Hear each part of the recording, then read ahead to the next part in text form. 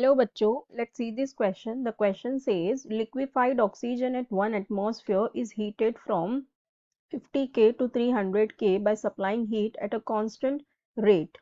The graph that correctly shows the relationship between temperature and time is। और हमारे पास यहाँ 4 graph दिए हुए, ठीक है, हमें बताना है करेक्ट कौन सा होगा। सो इस क्वेश्चन में हमसे क्या कह रहा है कि हम क्या कर रहे हैं, लिक्विफाइड ऑक्सीजन एट 1 एटमॉस्फेयर। हम लिक्विफाइड ऑक्सीजन को लिए हैं एट 1 एटमॉस्फेयर, उसको हीट कर रहे हैं फ्रॉम 50 के टेम्परेचर से 300 के by supplying heat at a constant rate, ठीक है। सो देखो हो क्या रहा है, हमारे पास है ऑक्सीजन, उसको हम कर रहे हैं लिक्विफाई, ठीक है। सो पहले हमारा जो ऑक्सीजन होगा वो लिक्विड स्टेट में होगा, ठीक है, और स्टार्ट कहाँ से होगा, 50K से। सो सपोज यहाँ पे ये 50K है और ये लिक्विड स्टेट में, ठीक है। फिर हम इसको हीट सप्लाई करेंगे, हमने इस पे टेम्परेचर लगाया, हीट लगाया, इसको हीट सप्लाई किए। सो अब ये क्या होगा, ये जो O2 है, सपोज ये थोड़ा यहाँ पे पहुंच जाएगा, ये थोड़ा हीट होके सपोज ये यहाँ पहुंच गया और यहाँ पे लेट्स से इसका टेम्परेचर हो गया 90, ठीक है। ये हम ऐसे ही अज्यूम कर रहे हैं, ठीक है। लेट्स से कि ये हो गया 90 के और यहाँ पे ये हो गया टेम्परेचर 1, ठीक है। अब यहाँ पे मतलब क्या होगा, ये इसका क्या हो जाएगा, बॉइलिंग पॉइंट हो जाएगा, ठीक है। मतलब यहाँ पे क्या होने लगा, अब ये जो लिक्विड है हमारा ये बॉईल होना स्टार्ट हो गया, ठीक है।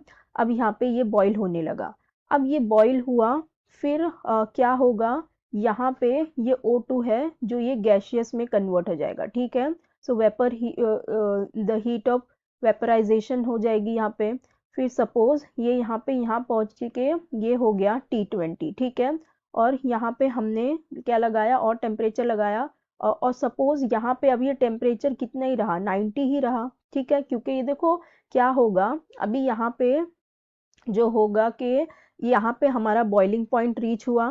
फिर अब इसके बाद क्या होगा, the liquid state and gaseous state अब ये इक्विलिब्रियम में आ जाएंगे। फिर after some time some point the heat applied क्या होगी, does not affect the temperature. अब इसके फर्दर हीट लगाएंगे तो टेम्परेचर को अफेक्ट नहीं करेगी, और इसे हम क्या कहेंगे, लेटेंट हीट ऑफ वेपराइजेशन, ठीक है। लेटेंट हीट ऑफ वेपराइजेशन हो जाएगी हमारी, ठीक है, ठीक है। फिर इसके बाद और थोड़ा इसके ऊपर हम टेम्परेचर लगाएंगे, तो ये यहाँ पे पहुंचा O2, हमें 300 तक पहुंचना है ना, 300 के तक यहाँ पे पहुंच के ये पूरा ही क्या बन गया, वेपर बन गया टेम्परेचर, ठीक है। अब यहाँ पे सपोज ये हो गया हमारा T3, ठीक है। अब इसको हम ग्राफ से समझते हैं कि ग्राफ में एक्चुअल में होगा क्या। अब हम हमारा ग्राफ ले लें, हमारा ग्राफ है ये, सपोज ये है टेम्परेचर T और ये है हमारा कैपिटल T, ठीक है। अब हम क्या कर रहे हैं, यहाँ से सपोज अब ये 0 है, यहाँ पे सपोज 50 के टेम्परेचर, यहाँ पे है ये 50 के, ठीक है।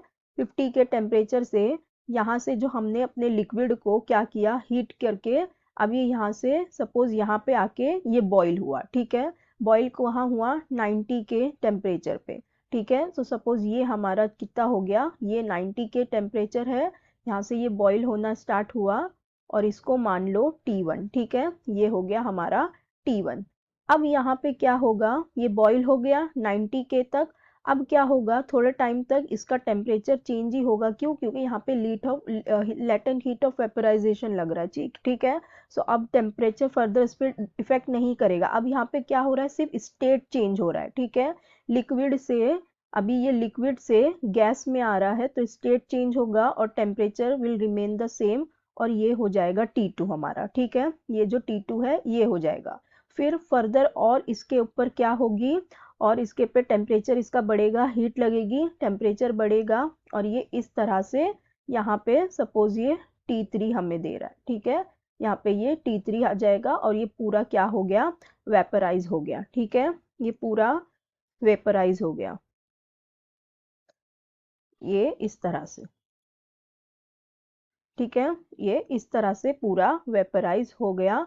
सो इसका मतलब हमारा ग्राफ कैसा होना चाहिए, ग्राफ हमारा कुछ इस तरह से होना चाहिए। सो हमारे ऑप्शंस देख लेते हैं, तो ये ए वाला तो बिल्कुल नहीं होगा, ये बी भी नहीं होगा, सी देखो वही है जो हमने यहाँ पे देखा, सेम यही वाला ग्राफ है तो ये इसी तरह से होगा, डी भी नहीं होगा, तो हमारा करेक्ट ऑप्शन हो जाएगा ऑप्शन सी.